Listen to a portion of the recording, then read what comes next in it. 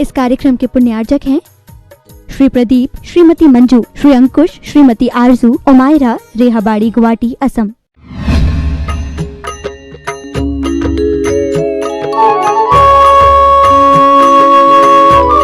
ओम नमः सिद्धेभ्यः। ओम नमः सिद्धेभ्यः। अहिंसा परमो धर्म की आचार्य गुरुवर श्री कुंद कुंद भगवान की, आचार्य गुरुवर श्री ज्ञान सागर मुनि महाराज की,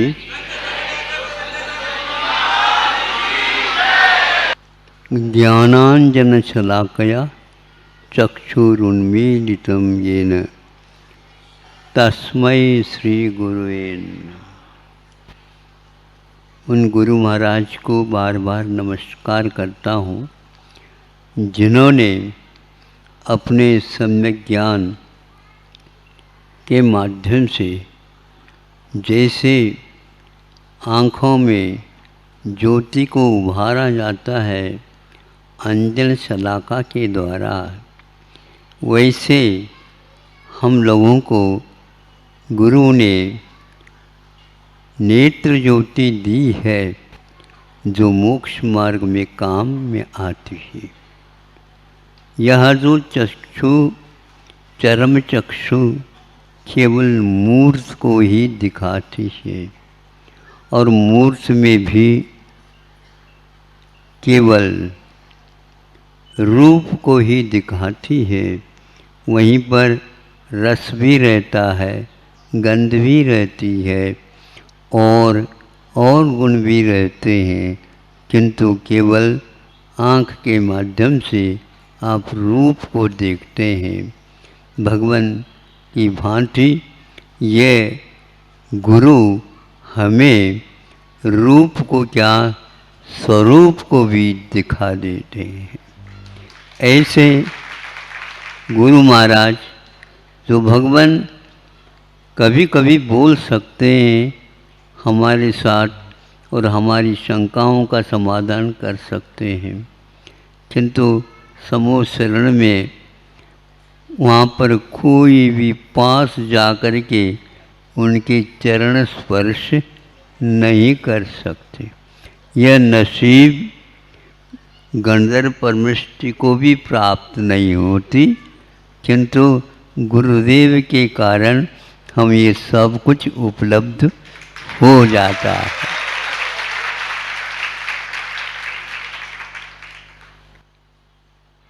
क्योंकि हमारे पास मान है, सम्मान है, आदि आदि, किंतु गुरु के पास जो गुण है उसके समान हम बनना चाहते हैं, इन गुणों को भी बनाना चाहते हैं। मान को तो बहुत कुछ पा लिया, किंतु मान के द्वारा कुछ हमारा कल्याण नहीं होता। मान के त्याग में ही मान निहित है। यदि आप सम्मान पाना चाहते हैं तो ऐसी चर्या अपनाओ जो गुरु के पास होती है। वे तिरस्कार में भी और स्वीकारता में भी, दोनों में भी समान चित्त रखते हैं और संसारी प्राणी उबल जाता है। शांत बैठा हुआ भी एकाध शब्द सुन लेता है तो उसमें उफान आ जाता है। ये तूफान क्यों आ जाता है जीवन में? अज्ञान के कारण। इसलिए वे अज्ञानतिमिरानानां ज्ञानांजन शलाकया, अज्ञान रूपी तिमिर चारों ओर फैला हुआ है। गुरु ही एक ऐसे हैं, वह टॉर्च के माध्यम से हमें सब कुछ दिखा देते। कभी कभी वह सूर्य नहीं है, चंद्रमा भी वह भी नहीं है, ताराएं हैं टिमटिमाती रहती हैं, किंतु नीचे देखेंगे थोड़ी सी अपनी आँखों को अच्छे खोलेंगे तो पगडंडी हमें वह देखने में आ ही जाती है। अपनी छाया भी हमारे लिए एक प्रकार से पथ का काम कर जाती है और उसके माध्यम से भी हम आगे बढ़ जाते हैं। हजारों हजारों वर्ष व्यतीत हो गए हैं। ऐसे गुरुओं के द्वारा यह धरती पवित्र हुई है और आज भी वह यदि पथिक इसको देखता है तो उसे ये विश्वास हो जाता है। भजन में कई बार सुना हमने, बहुत अच्छा भजन है, लेकिन इसका अर्थ बहुत गहरा है। अब हमें एक प्रकार से और किसी की आवश्यकता नहीं है। अब हमें क्या करने, कुछ नहीं करने, क्योंकि हमारे लिए तो गुरुदेव यहाँ से निकल गए हैं, तो पथ की कोई आवश्यकता नहीं। पद चिन्ह भी हमारे लिए पर्याप्त है। परोक्ष में होते हुए भी जैसे उन्हें प्रत्यक्ष गुरुदेव दर्शन दे रहे हो, क्योंकि उनके प्रत्येक कदम में ये भाव रहता है किसी जीव को भी कष्ट न पहुँचे हमारी चेष्टाओं के द्वारा। इसीलिए उन्होंने अपने मन को ऐसे संबोधित किया है कि हमारे मन से किसी को भी कष्ट ना हो। इसके लिए ही उन्होंने ये सद्भावना 24 घंटा भाई है। प्रत्यक्ष में भी और परोक्ष में भी उन्होंने इस प्रकार का कार्य किया है। हमें यदि उनकी साधना का बहुत अल्प अंश भी यदि प्राप्त करना है तो उस श्वान के समान हमें कभी नहीं देखना। कौन सा श्वान आ गया, कौन सा कुत्ता आ गया, नहीं, बहुत अच्छा ही उदाहरण कि बैलगाड़ी चलती है, किसान बैलों को हाँकता है और ऊपर से उनको संकेत देता है, जल्दी चलो जल्दी चलो, और वो जा रहे हैं। तो किसान समझता है इन बैलों के कारण हम तो बहुत जल्दी पहुंच ही जाएंगे। वहीं पर पाला हुआ एक कुत्ता श्वान है और वह नीचे छाया मिलने के कारण गाड़ी के नीचे से चल रहा होता है। उस छाया के कारण उसे सुचारू रूप से अन्य जो श्वान हैं उनसे भी बच जाता है और धूप से भी बच जाता है। और वह सोच रहा है ये क्या किसान चला सकता है, मेरे वजह से गाड़ी चल रही है। ऐसा कभी भी हम न सोचे। इसलिए गुरु बार बार ग्रंथों में लिखते हैं, ये मैंने नहीं लिखा, जैसे कहा गया उपदेश में वैसा ही ज्यों का त्यों यहाँ पर रख दिया है। यदि फिर भी इसमें कोई गलती हो गई हो, अपनी लघुता को प्रकट करते हुए कहते हैं मैं इसके लिए क्षमा चाहता हूँ। और सब लोग इसको शोध करके सुधार करके इसका अर्थ जो बहुत गंभीर है उसको समझने का प्रयास करना चाहिए। गुरु बने बिना प्रभु बोल ही नहीं सकते।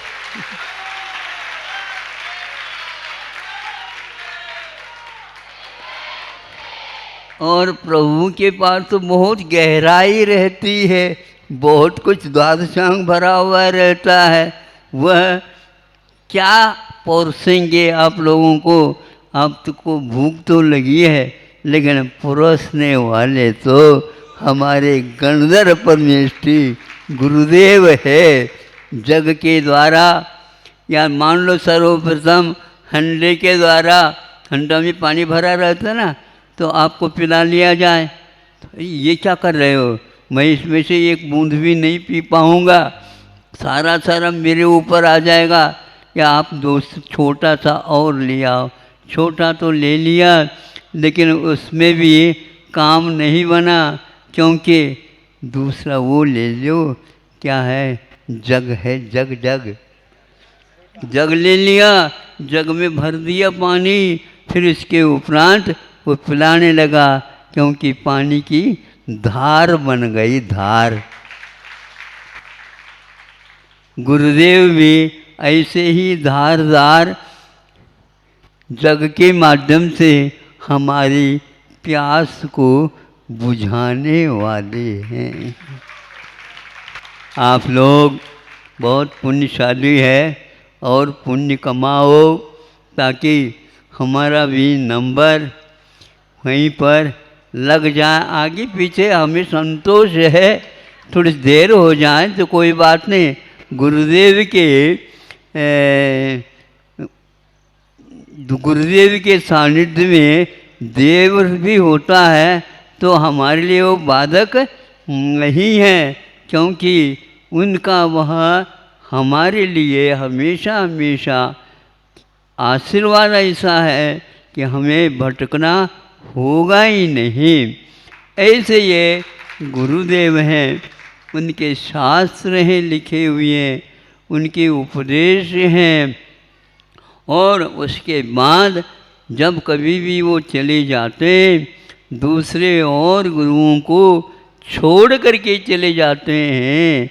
एक घर में यदि मान लो पिताजी कुछ बाहर जाने जाते हैं, तो घर में और जो शेष हैं उनको संकेत देते हैं, सब यथावत कर लेना, फिर डरने की बात है ही नहीं, और वह व्यवस्थित हो जाता है। ऐसे हमारे लिए तीर्थंकरों के अभाव में भी, बड़े बड़े आचार्यों के अभाव में भी, जो तात्कालिक आचार्य थे उन्होंने हम लोगों के लिए लिख करके संकेत दे करके चले गए हैं। इस समय हमें कोई भी उसका कष्ट नहीं है। मार्ग पर चलते हैं तो बीच में नदी आ जाती है, अब कैसे पार करें, धार बहुत तेज़ी के साथ चल रही है, तो सेतु यानी ब्रिज बनाया गया है और वह पुल बनाया गया है, उसके ऊपर से आप चले जाते हैं। यदि मान लो सेतु नहीं मिला है तो नाविक मिलता है, नाव चलाता रहता है, और आप वहाँ पर प्रतीक्षा करते हैं। उस तट से इस तट की ओर आता है नाविक, और आप लोगों को बिठा करके कहाँ तक ले जाता, घर तक नहीं, इस तट से उस तट तक ले जाता है, और वो कह देता है भैया आप कष्ट नहीं पाना, अब अपने अपने घर चले जाना। अब घर को भी तो ढूंढना पड़ेगा। लेकिन तीसरा एक व्यक्ति वह मिलता है जो गुरु है, उन सब बाधाओं को पार करा करके हमें जब तक मुक्ति नहीं मिलती तब तक साथ चलता है। हाँ, बड़े व्यक्ति मान लो बड़े कदम रहते हैं, और छोटा सा बालक उनके उंगली पकड़ करके चल रहा होता है, आप अपने दम को पूरा रख नहीं सकते। जैसे बालक चल रहा है उसी गति से आप भी चलते हैं क्या नहीं हैं? हाँ, क्योंकि ज़्यादा आप तेज़ी से चलेंगे वह चल नहीं पाएगा और न ही भाग पाएगा। इसलिए उसकी ख्याल रख कर के आप भागते नहीं। उसी प्रकार गुरु भी हम लोगों के लिए समझाते हुए ऐसे समझाते हैं, जब तक समझ में नहीं आता है तो बीच बीच में भगवान ने तो आज तक किसी के कान को पकड़ा नहीं, लेकिन गुरु छोड़ते नहीं किसी को और ऐसे कान पकड़ लेते हैं।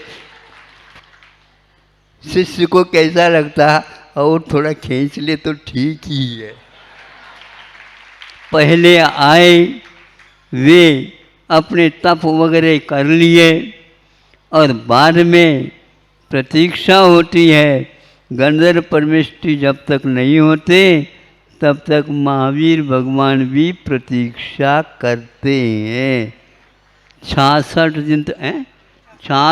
दिन तक प्रतीक्षा हुई है, तब गंधर्व परमेष्टि मिले हैं और वो जाते ही उनका अभिमान समाप्त हो जाता है और सम्मान के भाव जागृत हो जाते हैं और दिगंबरत्व को उन्होंने सीख लिया, स्वीकार कर लिया।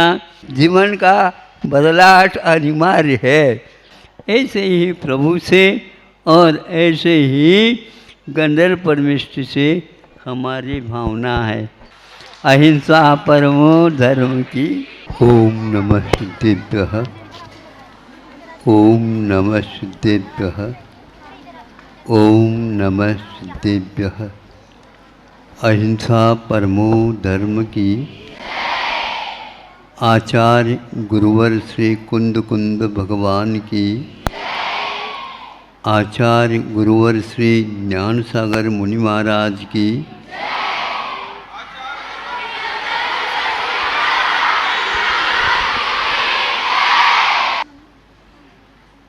महावीर भगवान को केवल ज्ञान के उत्पन्न बाद में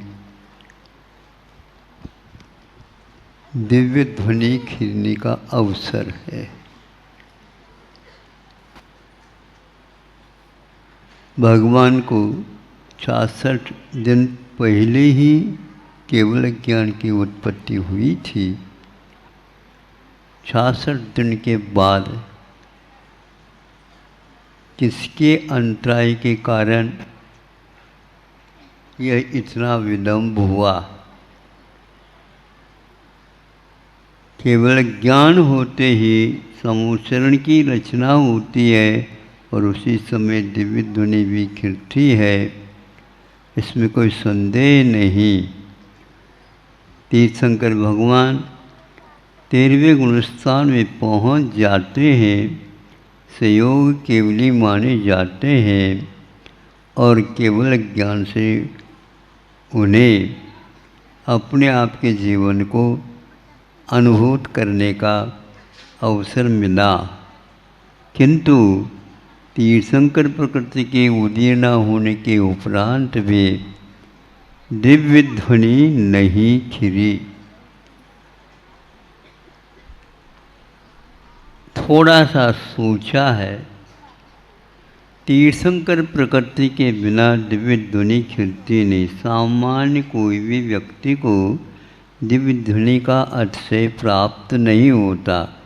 केवल ज्ञान प्राप्त भले हो, ज़्यादा ज़्यादा गंधकुटी का निर्माण होता है और उपदेश आदि दे सकते हैं, लेकिन दिव्य ध्वनि के माध्यम से उपदेश उपलब्ध होता है मात्र तीर्थंकरों से ही। ये तीर्थंकर तो थे, किंतु इन्हें वह दिव्य ध्वनि क्यों नहीं खिली इनकी।